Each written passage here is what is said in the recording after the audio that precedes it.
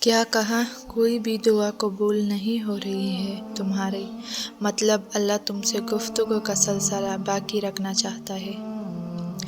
راستے دکھائی نہیں دے رہے، یہ اہم نہیں، اہم یہ ہے کہ آپ کا یقین ہو کہ میرے اللہ راستے بنانے پر قادر ہے اور وہ ضرور راستہ بنائے گا۔ جب نماز عشق ہو جائے تو وضو کا پانی ٹھنڈا نہیں لگتا۔ کامل یقین اسے کہتے ہیں جب تم سخت ترین آزمائش میں ہو اور تمہارا دل کہہ رہا ہو میرے اللہ جلد میرے لیے آسانیاں پیدا فرما کر مجھے اس مشکل سے نکال لے گا۔ اگر تم خطائیں کرتے رہو حتیٰ کہ تمہاری خطائیں آسمان تک پہنچ جائے، پھر تم توبہ کرو تو اللہ تمہاری توبہ قبول فرمائے گا۔ دعا چاند کو دو ٹکڑوں میں تقسیم کر کے اسے اپنی جگہ سے سرکا سکتی ہے۔ تمہیں لگتا ہے کہ وہ تمہارا مقدر نہیں بدل سکتی؟ اے اللہ تو ہمارے لیے رجب اور شعبان میں برکت عطا فرما اور ہمیں رمضان تک پہنچا۔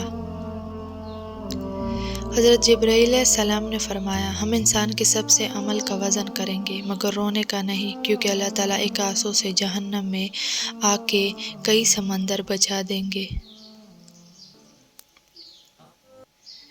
افسوس تو اس بات کا ہے یہودی بالکل ویسا ہی ہے جیسے قرآن میں ذکر ہے، مگر ہم مسلمان اس طرح نہ رہے جس طرح قرآن پاک میں ہے۔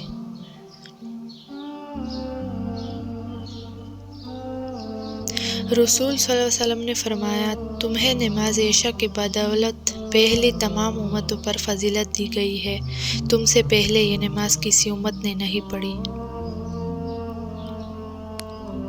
تم نا امید ہو کے بیٹھے ہو کہ اب کچھ نہیں ہو سکتا، وہ تو پہلے سے ہی تمہاری خوشیوں کے انتظامات کر کے بیٹھا ہے۔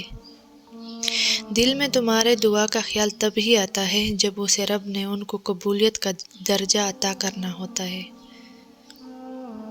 جو کہانی تہجد تک پہنچا جاتی ہے پھر وہ کبھی ادھوری نہیں رہتی۔ چاہت سے نصیب تک کا جو فیصلہ ہے وہ بس ایک دعا ہے۔ تہجد میں بہنے والی ہر آنسو اللہ سے کن کہنے کی سفارش کرتا ہے۔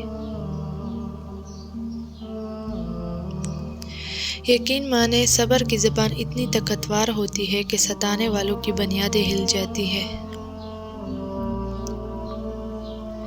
ہر دیری کے پیچھے خیر کا پہلو ضرور پوشیدہ ہوا کرتا ہے، کیونکہ جو دیر لگ رہی ہے یقیناً تمہاری بگڑی بن رہی ہے۔ حاصل کو اگر پانا چاہتے ہو تو تہجد پڑھا کرو، کیونکہ جو نصیب میں نہ ہو اسے تہجد کی دعائیں مقدر میں لے آتی ہے۔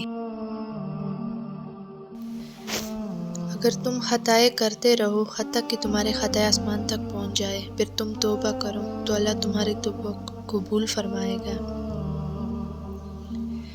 جب تم یقین کا دعوے کرنے لگتے ہو تب وہ تمہارا یقین آزماتا ہے، ان چیزوں کے ذریعے جن کے بہے رہنے کا تم تصور بھی نہیں کر سکتے۔ یہ درد جو تم سہ رہے ہو نا، یہ آنسو جو بہہ رہے ہیں، ہمت رکھو کہ اب اس درد کا اختتام ہونے والا ہے۔ سورۃ البقرہ میں اللہ فرماتا ہے کہہ دو میرے ان بندوں سے جو ہار گئے ہیں، میں کسی بھی جان کو اس کی طاقت سے زیادہ نہیں آزماتا۔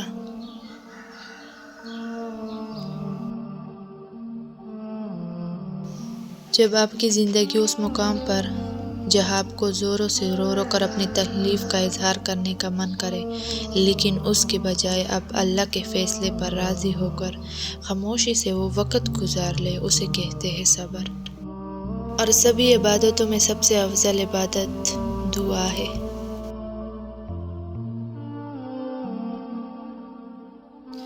دیکھنا ایک دن تم شکر کے سجدوں میں ہو کے اور آنسوں سے تمہارا چہرہ اور چہر نماز بھیگ جا چکا ہوگا اور تمہیں سمجھ نہیں آئے گا کہ تم اللہ کا شکر کس طرح ادا کرو۔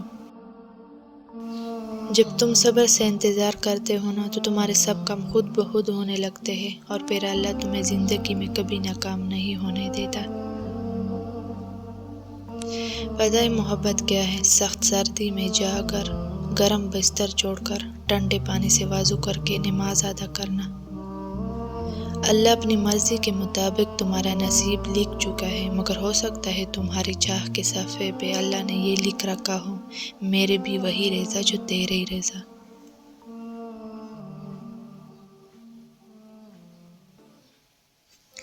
تہجد کا بلاوا فرش سے نہیں عرش سے آتا ہے۔ تہجد کا سجدہ اسے ہی نصیب ہوتا ہے جسے رب چاہتا ہے۔